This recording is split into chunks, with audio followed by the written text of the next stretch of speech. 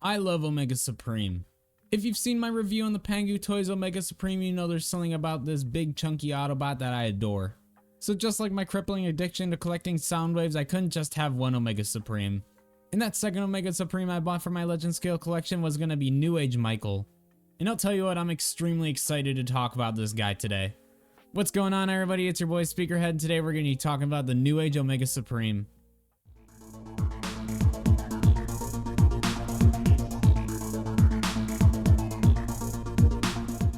But before we get into this review, if you enjoy any of this sort of content and want to see more of it, make sure to like and subscribe. It'd really help me out. I'm trying to hit 1,000 subscribers by 2024, and the support so far has been fantastic, so if you want to help me reach that goal, make sure to subscribe. Also, friendly reminder that one like equals one pat for my little buddy Doug here. Say hi, Doug. Finally, I want to mention if you enjoy any of the music in this video or just want to support the channel in general, it's all part of my royalty-free music label, Speakerhead Studios. All the music on this label is completely royalty-free, so go ahead and use it for any of your content creating needs. But now that we got all that out of the way, let's talk about Newage Omega Supreme. And normally we would start with accessories, but this guy doesn't come with any sort of accessories.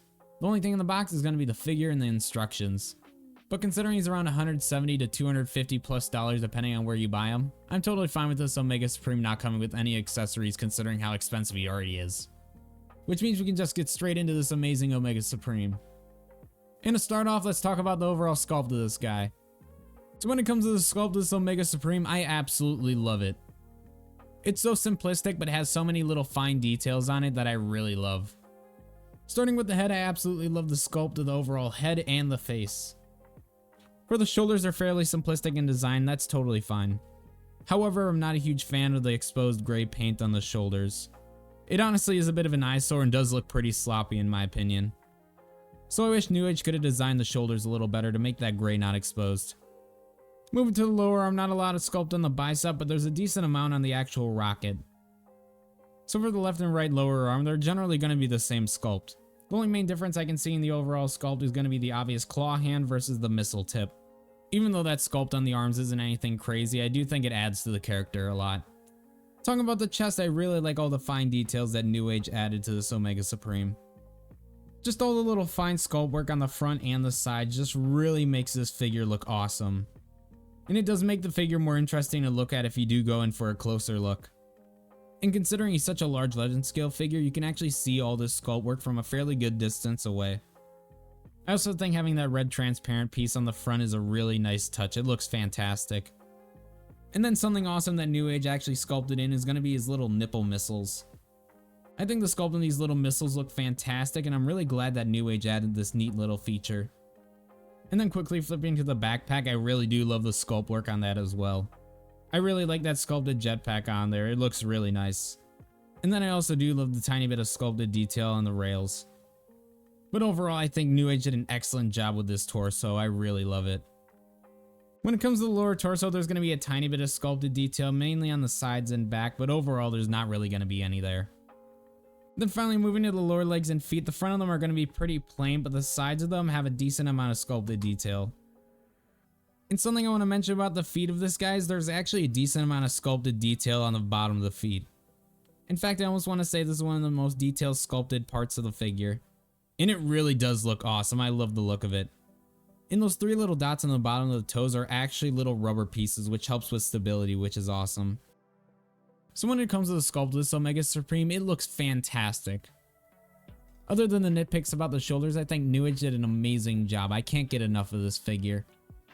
So now we're done talking about sculpt, let's move on to the paint job of this guy. So I'll be honest, I don't know if my eyes are just bad, but it is kind of difficult to tell where some of the plastic is and where some of the paint is on this figure. However, I'll do my best to point out what's painted and what's plain plastic. So starting with the head, the red stripes are going to be painted, but the red cannon on the back of his head is going to be plastic. And then as far as I can tell, the grays are also going to be painted as well. Then talking about the overall face, the lower face is going to be painted in a very nice orangish yellow. And then the forehead and edges of his face is going to be painted with a gray. And then finally his eyes are painted with that beautiful pearlescent blue that Newage loves to use. So now moving to the arms, the shoulders are going to be yellow plastic. The off-whites for the biceps are also going to be plain plastic. And then for the lower arms, it is difficult to tell if they're painted or if it's just going to be glossy plastic. Regardless if they're painted or not, they do look nice. And then the orange on the claws are going to be plain plastic. Moving to the upper torsos, the yellows on the shoulders are going to be plain plastic. However, I can confirm that the grays on the chest are going to be painted on. And then the yellow in the very center of that red is going to be painted. However, that red around that yellow is going to be plain plastic. Also, the missiles hidden on his chest are going to be painted a nice black and red. And then I believe the gray around him is painted as well. So not a crazy amount of paint on the chest, but overall it looks pretty good. Then moving to the lower torso and upper legs, once again it's quite difficult to tell if the gray is painted or if it's just going to be glossy plastic. I'll also mention that there's a tiny bit of yellow painted on the back of the legs. Then finally moving to the lower legs and feet, the yellow pieces on the front are going to be plain plastic. However, the yellows around those connector pieces in the middle are going to be painted. So when it comes to the paint job of this guy, he really doesn't have a crazy amount of paint on him. However, the paint that is applied on there does look awesome on this figure. So now we talked about the paint job of this Omega Supreme, let's move on to articulation. So when it comes to articulation of this Omega Supreme, this is what I was most excited for. So I don't own every single version of Omega Supreme out there, but there is one thing I'm betting on for this figure. I'm betting that this is probably the most posable and the most stable Omega Supreme out there. And right now I'm going to get into why I think so. So starting with articulation, he isn't really able to look down, which kind of sucks. However, he does have a crazy amount of articulation looking up, and his head can do a full 360 no problem. Moving to his arms, they can go almost all the way out to the side on some nice soft ratchets. However, if you bring the shoulder pads up with the arms, it can get a much greater range of articulation. And then his arms are able to do a full 360, however his wings do eventually get in the way. For the lower arms, he has a bicep swivel and a double hinged elbow, which is fantastic. And then quickly talking about his claw hand, it does have 2 points of articulation. One at the base of the hand and one in the middle of each claw. Moving to his waist, he has an ab crunch with a soft ratchet. And then he has an amazing ab crunch. And now talking about his leg articulation, this is where it gets really fun. So this Omega Supreme has 2 different points of articulation for the hips. The first point is going to be a very hard ratchet that, I'll be honest, is sometimes really difficult to move sometimes. And then it has a second point of articulation that's made of die cast that comes down and forward. And with this combination of articulation joints, this guy really has some fantastic leg articulation. So with a mix of these 2 articulation joints, his leg is able to go more than 90 degrees out to the side. It can also get you a bit over 90 degrees forward, and also about 90 degrees backwards. So when it comes to hip articulation for an Omega Supreme figure, it's really amazing. Talking about the knees, it's on 2 nice ratcheted joints that can pretty much get it all the way back. Talking about the feet, it does have a toe tilt up. However, it does not have a toe tilt down. And then it does have an ankle rocker that can get it 90 degrees to the side. So when it comes to articulation of this Omega Supreme, I don't know what else to say besides it's fantastic. In fact, the articulation on this Omega Supreme is so amazing that I'm pretty sure it's the best articulated figure in my entire collection. Because this figure can get into some crazy articulated poses for an Omega Supreme figure. And honestly, my only nitpick about the articulation is that he can't really look down at all. But because he's so stable and has such an amazing ab crunch, I really don't have to worry about that at all. Because even though his head can't look down, his entire torso can look down, which is amazing. But now that we talked about the posability of this Omega Supreme, let's move on to the transformation. So I've handled a couple different Omega Supreme figures, and for the most part, a lot of their transformations are going to be generally the same. Obviously, each company is going to do it a little bit different here and there, but for the most part, there's a lot of parts that are the same. Such as the lower leg transformations all being very similar. On top of the rails just folding out, that's usually the same throughout most Omega Supreme figures. But I'd say the main differences between transformation for Omega Supreme figures is going to be the tank mode.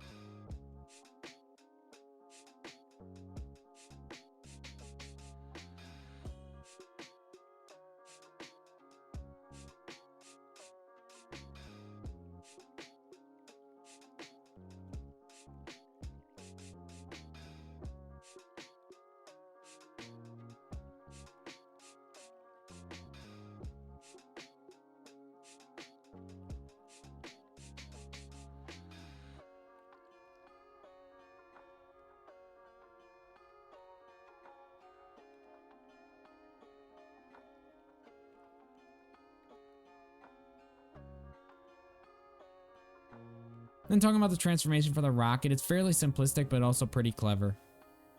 But like I said earlier, I wish that Newage did a better job of hiding that gray paint for the alt mode for the shoulders and robot mode.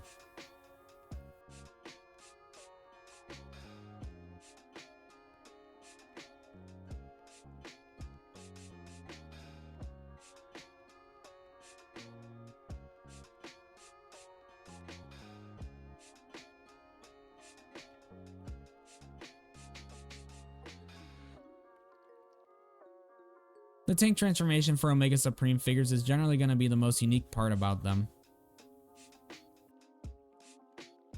And the transformation for the tank mode for this Omega Supreme wasn't that difficult to do. It's a little bit more difficult than, say, the Siege Omega Supreme or the Pangu Toys Omega Supreme, but it isn't anything you should have any difficulties with.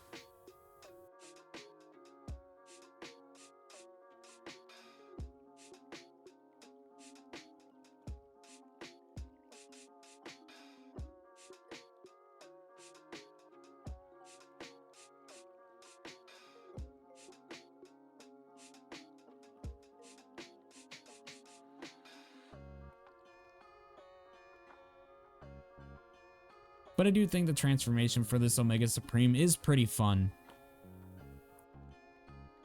Yes, it does take some time to actually transform this guy because he is such a big figure, but overall it's not that difficult to do.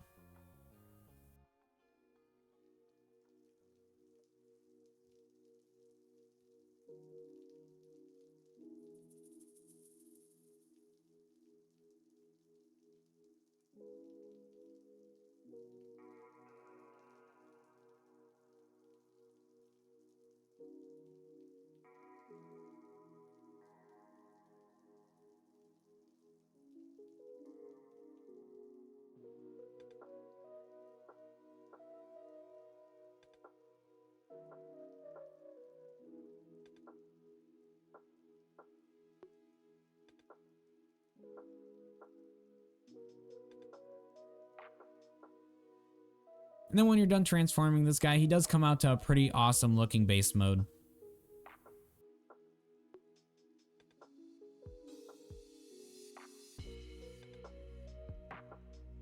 So talking about the alt mode for this Omega Supreme, I really think it looks awesome.